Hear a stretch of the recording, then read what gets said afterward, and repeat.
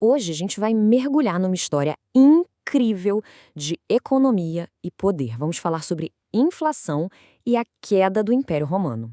Olha, quando a gente pensa na queda do Império Romano, o que vem à cabeça? Invasões bárbaras, né? Corrupção, guerras civis. Mas e se um dos motivos principais estivesse literalmente no bolso de cada cidadão romano? Pois é, e se a queda de Roma tiver muito a ver com uma coisa que a gente conhece bem hoje em dia? A inflação? Bom, vamos entender essa história direito. Tudo começa com aquele problema clássico, sabe? A grana estava curta. O Império Romano, no seu auge, parecia invencível, mas por dentro os cofres já estavam começando a esvaziar. Vamos dar uma olhada nesse cenário. Imagina só, o Império tinha um exército gigantesco e soldado custa caro. Para piorar, as conquistas, que antes traziam ouro, escravos, riquezas, simplesmente pararam. E as guerras que ainda aconteciam, na verdade, estavam destruindo as fazendas, que era uma fonte de riqueza crucial. Com a economia sofrendo, o que acontece? A arrecadação de impostos, despencou. Era a receita certinha para o desastre fiscal. E aí, com esse rombo gigantesco nas contas, os imperadores tiveram uma ideia. E olha, na hora, deve ter parecido uma jogada de mestre. Uma forma, na prática, de criar dinheiro do nada. O conceito principal aqui é esse: o aviltamento da moeda. A ideia era bem simples, na verdade. Pegar as moedas de metal precioso, tipo prata, misturar com metais bem mais baratos e, com isso, fazer mais moedas. E o detalhe, mantendo o mesmo valor de face, o mesmo valor oficial. O processo era bem direto. Pensa assim: pega-se uma moeda de prata pura, aí ela é derretida, misturada com a mesma quantidade de cobre, por exemplo, e, de repente, pronto. Agora existe material para fazer 2 moedas. Para o imperador, isso era tipo mágica, né? O dobro de dinheiro para pagar os soldados sem precisar de mais prata. Só que essa mágica, ela tinha um preço bem alto. E é aqui que aquela solução genial do imperador começa a mostrar sua face mais sombria. O número de moedas circulando, explodiu. Mas a quantidade de coisas para comprar, bom, essa continuava a mesma. Essa analogia do leilão é fantástica para a gente entender o que aconteceu. Pensem comigo. Na primeira rodada, todo mundo tem poucas moedas de prata, aquelas puras, sabe? Então os lances são baixos, os preços ficam baixos. Agora, na segunda rodada, o imperador vai lá e distribui o dobro de moedas para todo mundo, só que agora são aquelas moedas batizadas, com menos prata.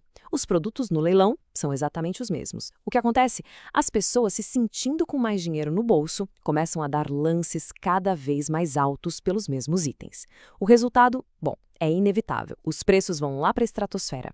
Então, o ponto crucial é exatamente este. Essa é a definição clássica de inflação, né? Muito dinheiro correndo atrás de poucos bens.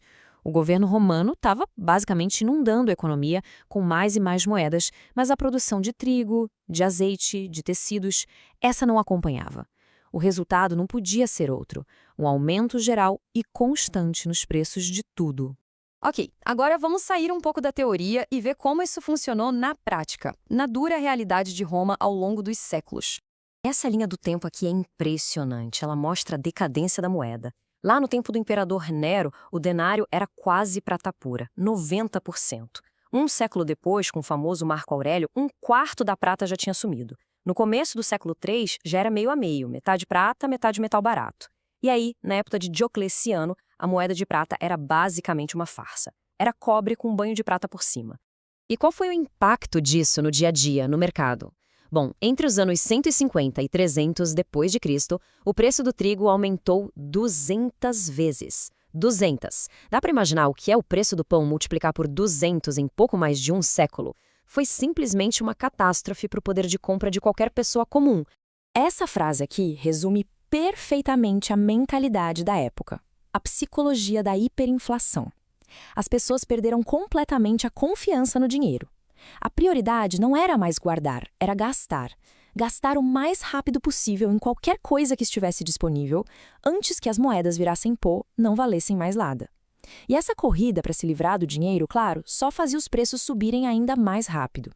E olha, esse caos todo com o dinheiro não foi um problema isolado, não. Ele se tornou um dos motores de uma crise muito, muito maior. Uma crise que levaria ao desmoronamento de todo o Império Romano do Ocidente. A inflação não agiu sozinha, claro. Ela foi parte de uma tempestade perfeita, com várias crises acontecendo ao mesmo tempo e uma alimentando a outra. Guerras civis sem fim, doenças, a população diminuindo, invasões bárbaras, tudo isso já estava enfraquecendo o império.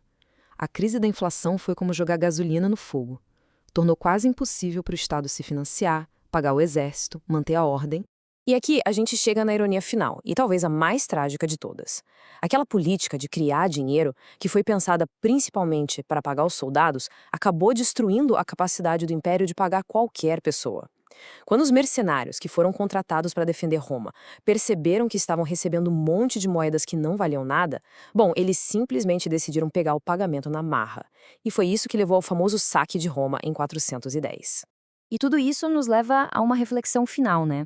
A história de Roma é um alerta poderoso, que mostra como a estabilidade da economia e a confiança na moeda são, na verdade, a base de uma sociedade inteira.